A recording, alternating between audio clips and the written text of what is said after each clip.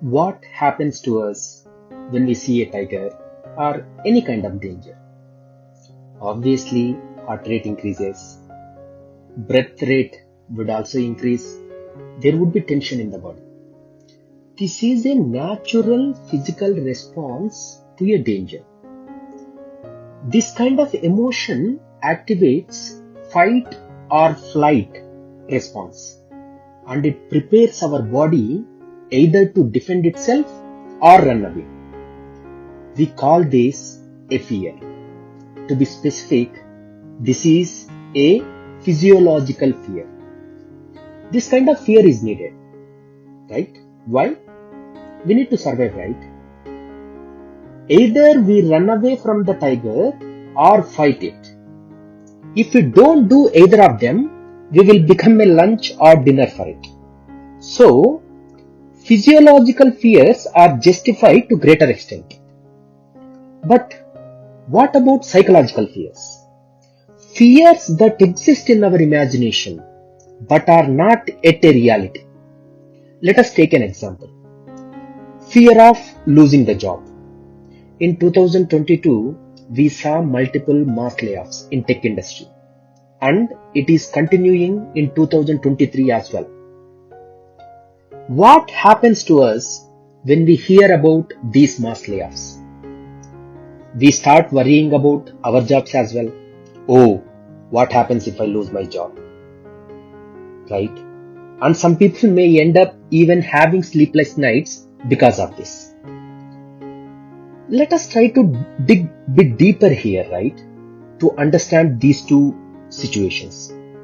In the first case of seeing a tiger, the danger is real.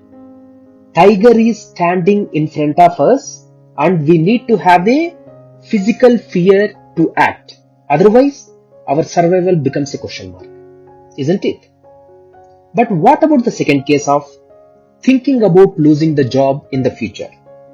The danger is not yet a reality, right?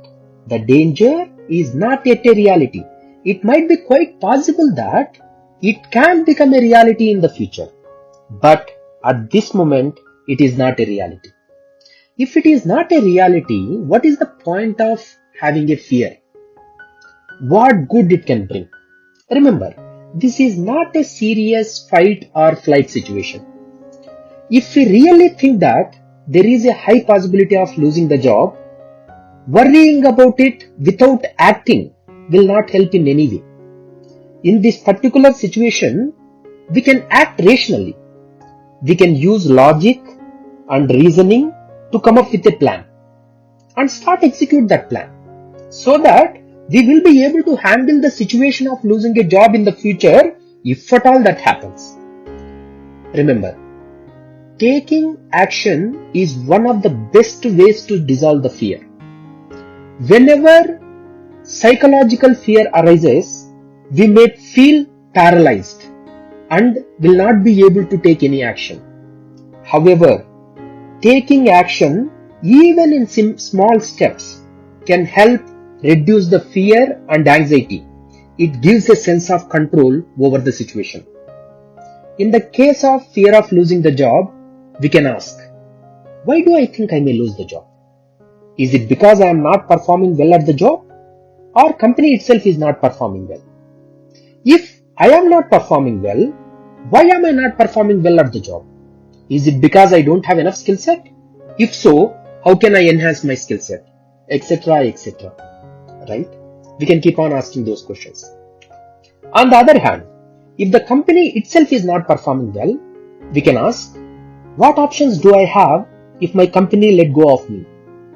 Can I get another job very quickly? What does it take to get another job very quickly? If I cannot get the job quickly, do I have enough emergency fund to survive? What other streams of income should I build in order to tackle such situations? Like this, we can keep on asking such questions until we identify the action items and create a plan accordingly. Once we have a plan, then execution can kick in. As I said earlier, when we act, the fear will fade away. Bottom line is, physiological fear is an adaptive emotion that is designed to protect us from the danger by activating fight or flight response.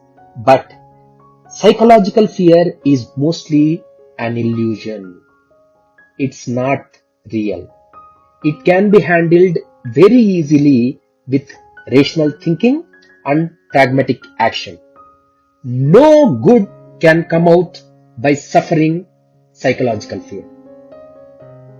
Think about it. In the future videos, we can explore how we can eradicate psychological fear altogether. Thanks for watching.